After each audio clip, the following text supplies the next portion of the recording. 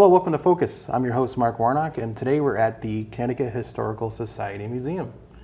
We're here with Ilene Frank, the chief curator. We had you on last year inside the Zoom boxes, but now we're actually in person. It's so good to see you in person. It's nice to see you in person as well. So we talked last time about the museum and a little bit generalized about it, but tell me a little bit more again about what the museum is and how it came about. Yeah, so we are the state's history organization, and we've been around since 1825, so we're getting close to being 200 years old.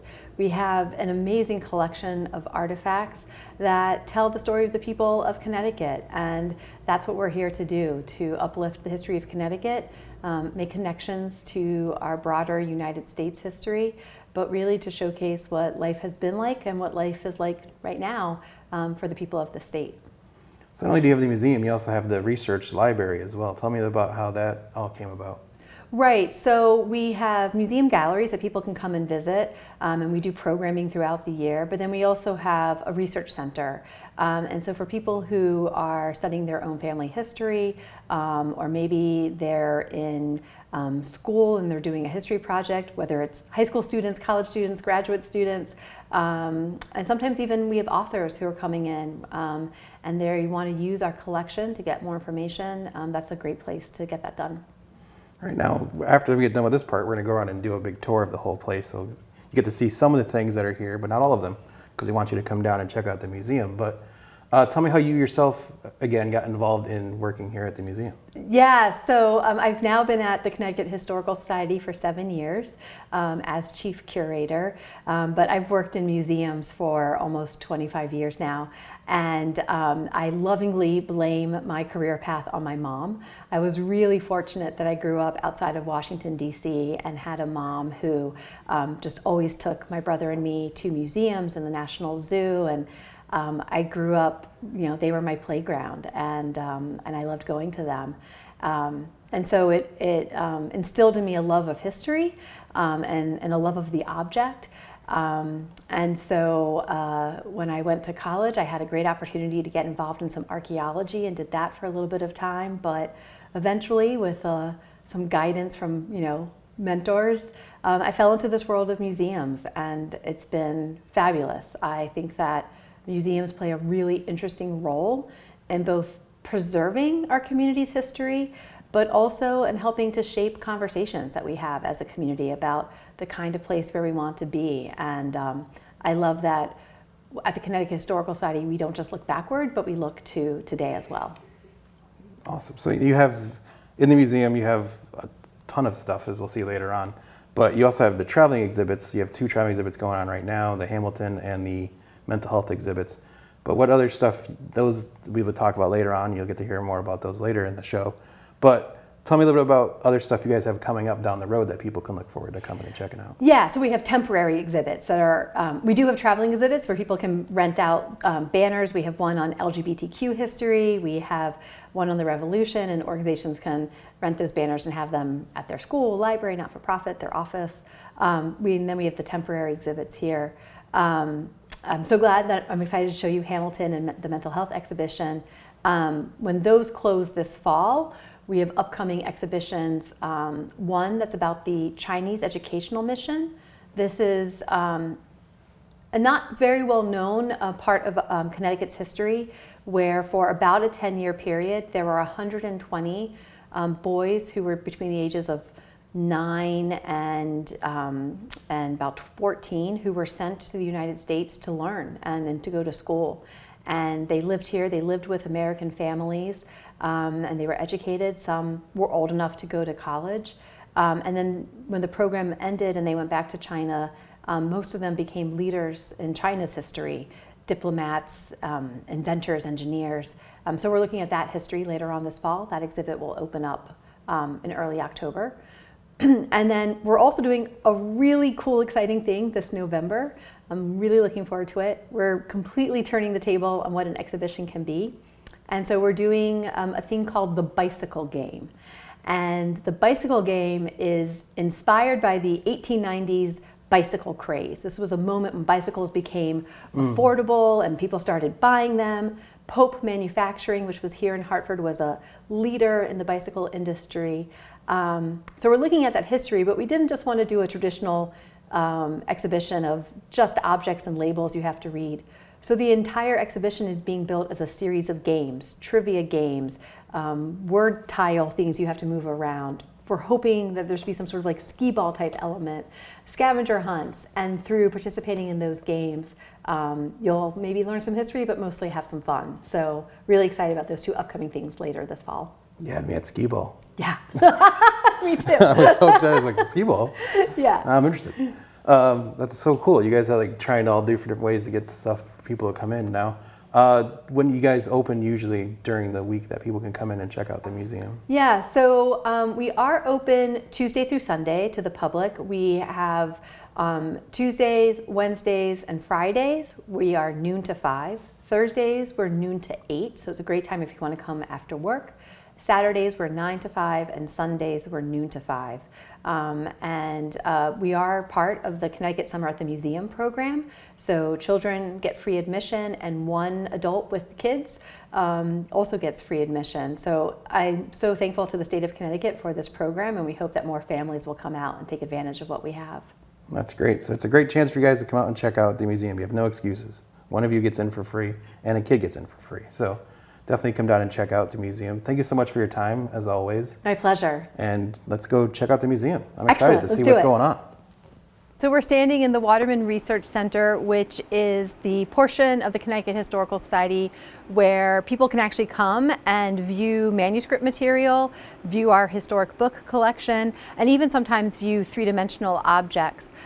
It is by appointment only, but we do have people who come in and they're doing genealogy research, or we have some PhD candidates who are doing research for their dissertations about colonial events or industrial history in Connecticut.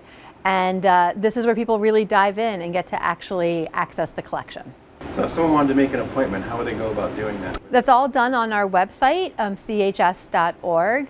And the Research Center is open Tuesday through Saturday, noon to 5. On Thursdays, we're actually open until 8 p.m. How many works do you guys have in here? Do you know off the top of your head? Probably not. Yeah, so what you're seeing behind me is what we call open stacks. These are the things that are available, some of the more well-used items like the family histories and the city directories. If you want to pull some of the more historic documents, you would use our online catalog and make a request, and then we would have those materials available to you. Our entire collection, as we like to say, if you count every photograph, every piece of paper, every pair of socks, numbers 4 million objects. So, you know, what you're seeing here in this room is just a very, very small sample. But if somebody wants to pull up, if they find this, you know, letters from their ancestors, or they're looking at records of Revolutionary War soldiers or Civil War soldiers, or they're looking for material about some of the cultural communities that live here in Connecticut, they can access that through the catalog, and then we'll bring it up to them to look at here in the Research Center. And what is the oldest piece that you have in here? Do you know? Oh, the oldest piece in the collection? We have some items that belonged to the indigenous people of what we now call the state of Connecticut. So we do have some stone tools, we do have some pieces of pottery, and so those go back thousands and thousands of years. We're really excited for this temporary exhibition that we curated here called Hamilton Heroes and Villains. And we wanted to take a look at some of the people that are mentioned in Hamilton the musical, who of course are based on real historic figures.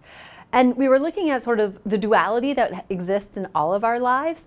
Some of these individuals are considered heroes, but they've also had experiences in their lives that maybe put them more in the villain category, or vice versa. And so we took a really fun approach to look at the characters of Jefferson and Washington, Aaron Burr, one of the lesser known characters in the musical, Reverend Seabury, and of course, Alexander Hamilton himself. So like what kind of stuff did you guys end up finding in your own collection that you guys were able to integrate into this? Yeah, so the things that we have on view are, some of them are just from the time period. So we have some great examples of clothing, men and women's clothing.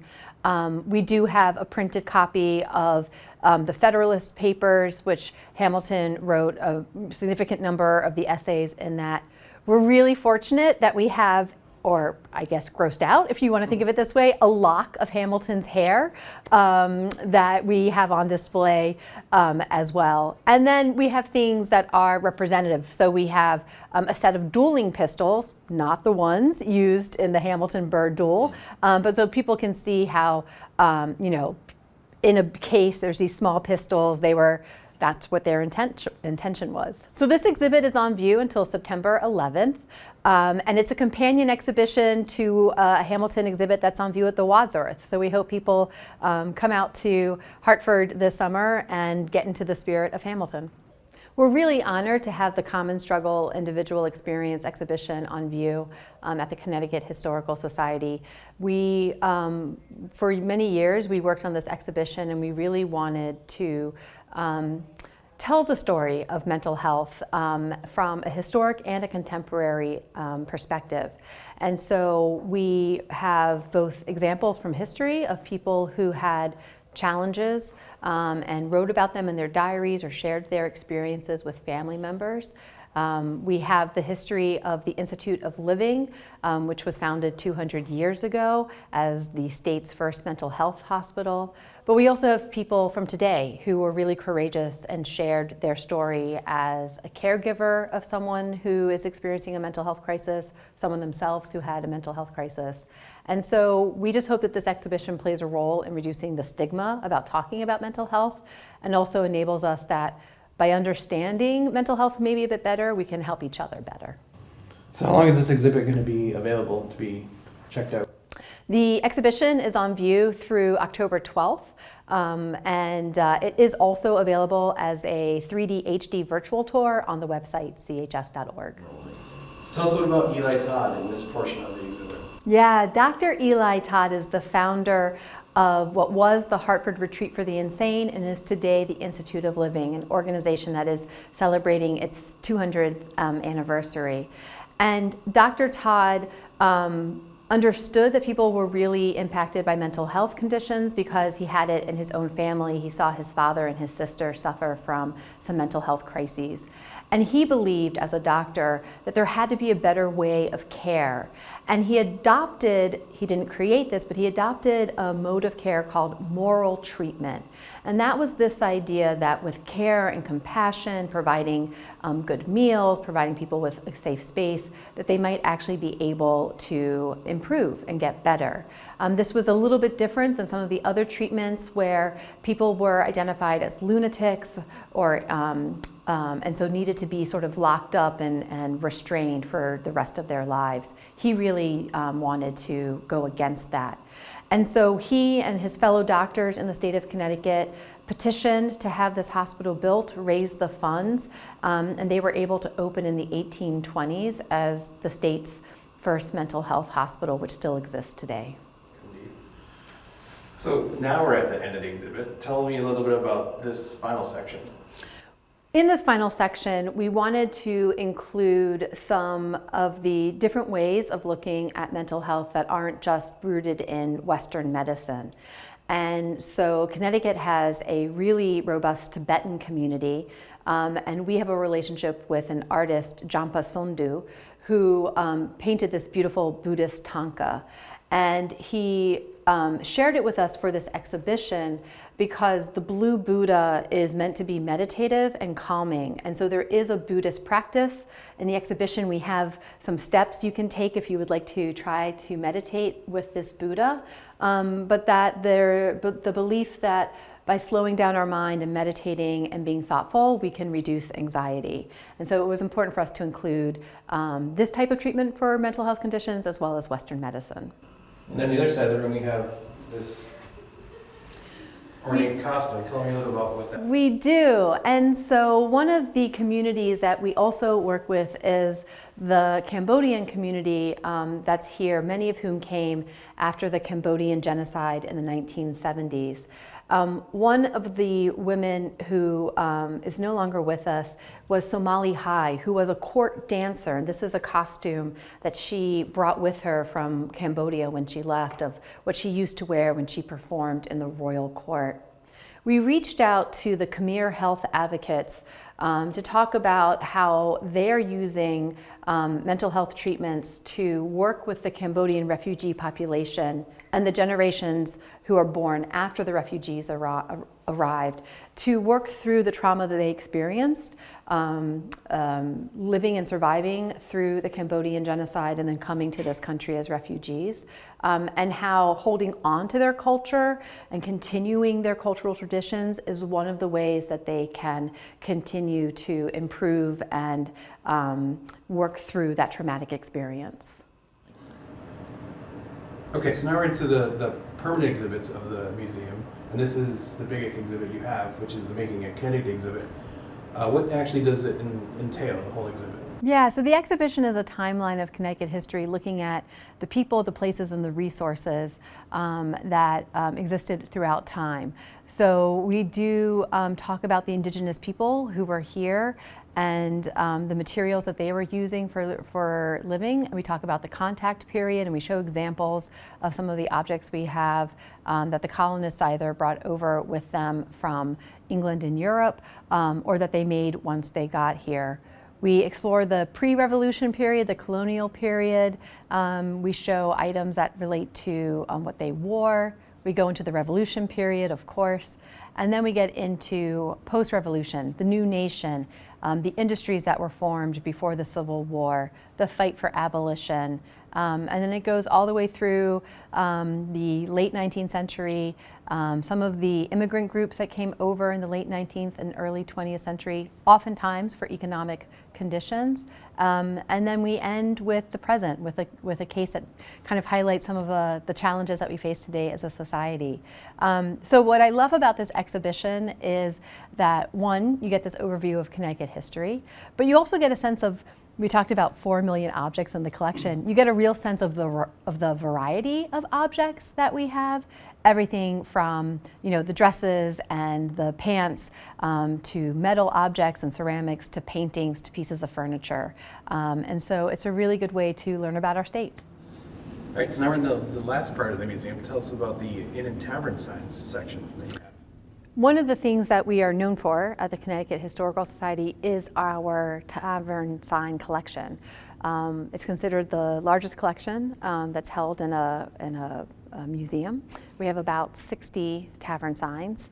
And so what's incredible is that these signs mostly date to the 1700s. We have some from the 1800s.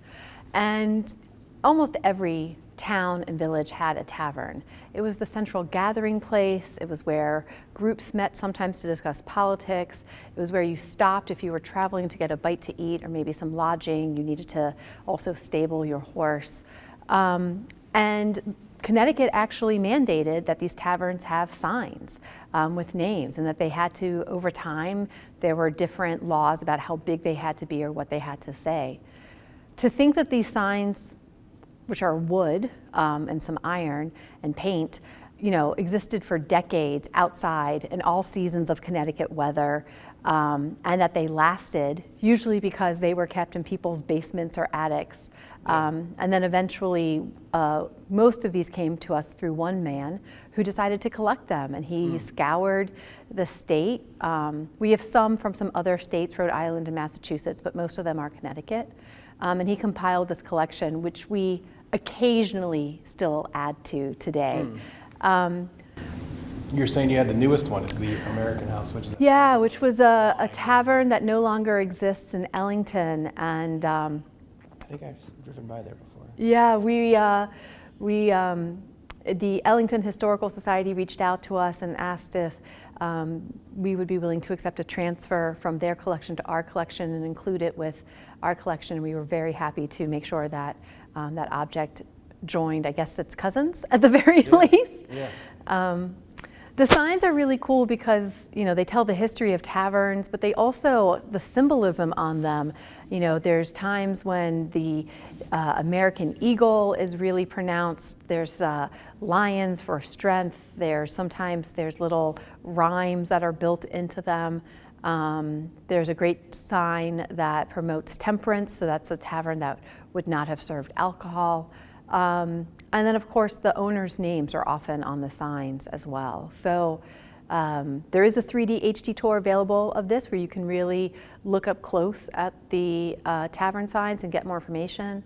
But it is really impressive to walk into this room and see them all together. Yeah, even up where, from up in the Enfield area where I come from, we have the Summers Inn, which was which has been there forever, as long as I can remember. So it's kind of crazy that there's the amount of them that are out there in Connecticut. I saw Vernon had a thing, and he said this one's in Ellington. So I know Enfield had one. So they're all over the place. It's just great. It's cool that they're all in one place, and you can come and check them out. Yes, absolutely. So that'll do it for this episode of Focus. I want to thank Ilene for taking us around the Connecticut Historical Society building. This is the Veeder room where they have all the information about the whole house that they then turned into the museum. I want to thank you guys for coming and watching the show. And come on down, check out the Historical Society Museum anytime. They'd love to see you. So thank you for watching, and we'll see you next time here on Focus.